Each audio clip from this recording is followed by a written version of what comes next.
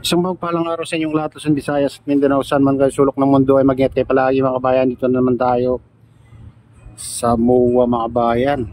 Pang mag-update dito sa reclamation sa tapat ng SM Bolobesia. Kung makakita nyo mga kabayan, napakalawak na reclamation na. Ano.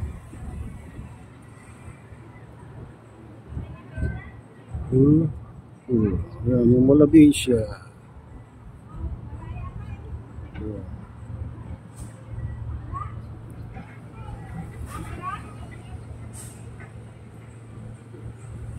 Hindi masyadong kita dito mga kabayan yung reclamation kasi hindi na natatakpan ng mga dito.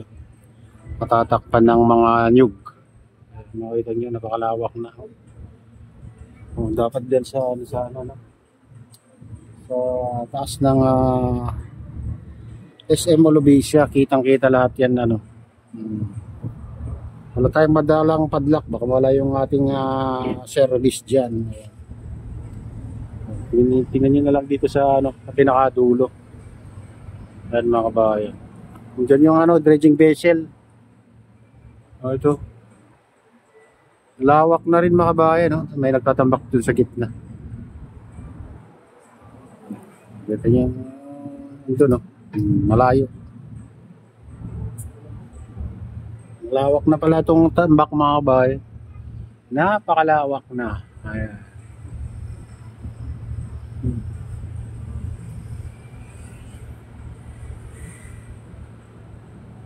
Ayan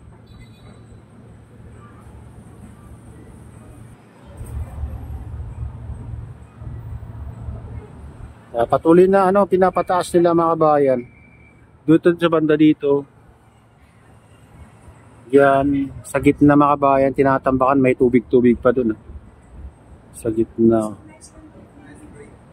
Yan, tinatambakan ng yan, dredging vessel mga kabayan. Ito yung mga dredging vessel dito, dalawa. Andun yung isa. Andun yung isang dredging vessel, ayan. Yung isang nagtatambak.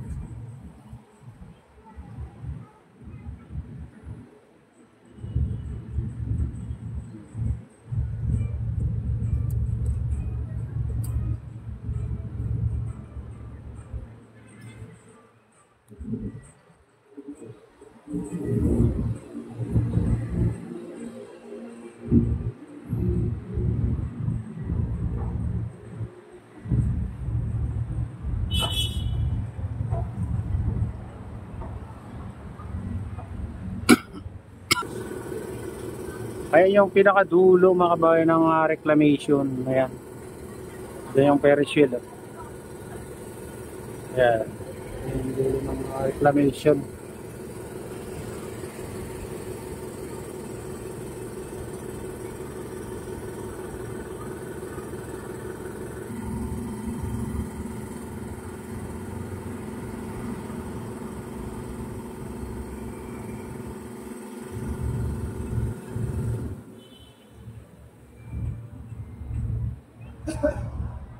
Ayan, tinitesting yung mga dito. Kaya maingay kanina mga kabayan.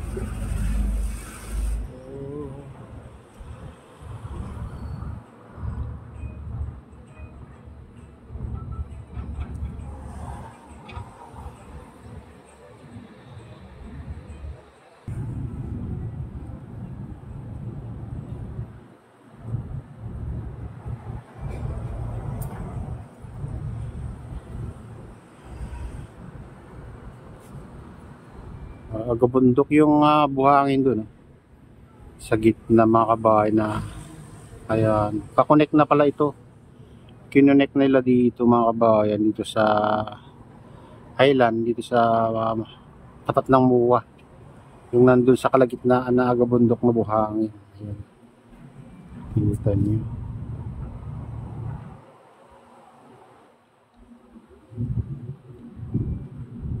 ayan ang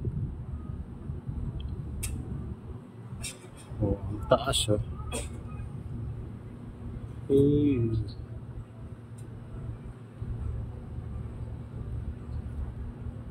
Yan pa yung barko nagtatambak Ayan o. Tatakpan lang konti.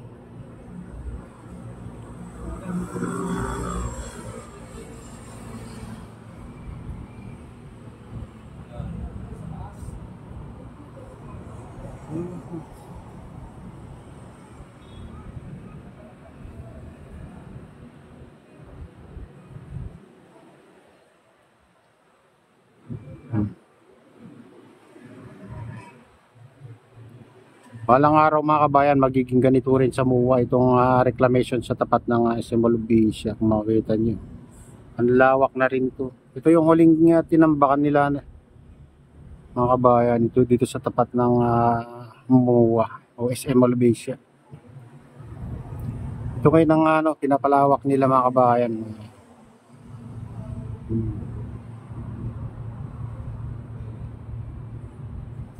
Natatakpan lang kasi dito sa mga nyug dito sa tabi natin. Medyo matataas na mga kabayan yung mga nyug dyan.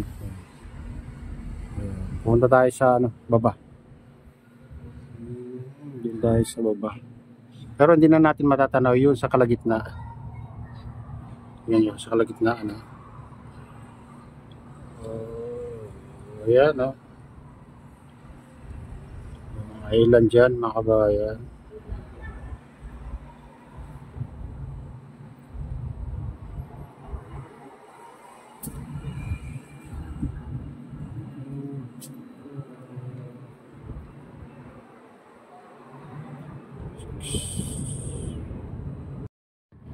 Ayan mga kabayan, dito tayo sa baba. Silipin natin dito. Ito yung dredging vessel sa tapat natin mga kabayan. Ayan. Ayan. Andiyan naman sa likod niya yung pipe na malaki na connect ko. Baka doon sa bila naman nagtatambak ito mga kabayan. Dito kinukuha yung kinukuha yung buhangin dyan sa ilalim. Ayan. Bali dalawa itong dredging vessel dito. Itong nandun sa kabila naman mga kabayan ay nagtatambak sa gitna. Dyan sa kalagitnaan dyan mga kabayan. Yan naman tinatambakan itong dredging vessel na yan. Bali dalawa kasi yan. Ayan.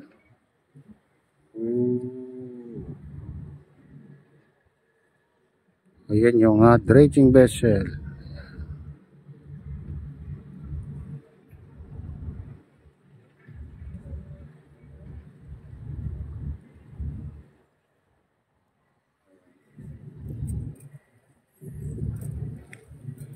Ayan, pag dito ka na sa baba mga kabayan, hindi mo na basta-basta makita sa taas.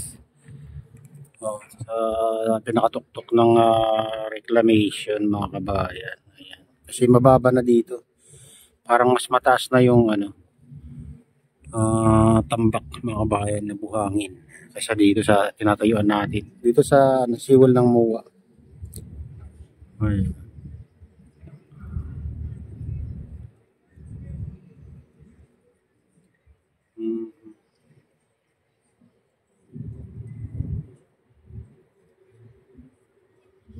Ayan, punta tayo dun sa dulo. Lakad tayo. Silipin natin dun.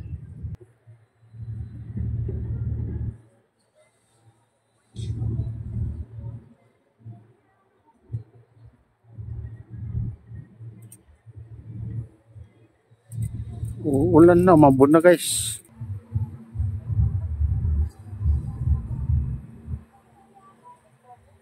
Ayan mga kabayan, dito yung dredging vessel sa tapat natin. Ayan.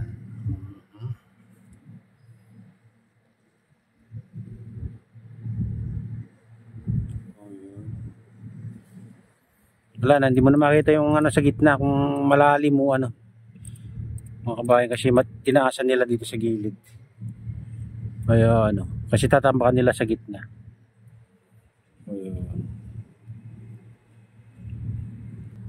Ayan mga kabayan, ito na yung latest update dito sa Pasay Manila Bay Reclamation Project. At shoutout nga pala sa lahat ng OFW, mga immigrants sa ibang bansa.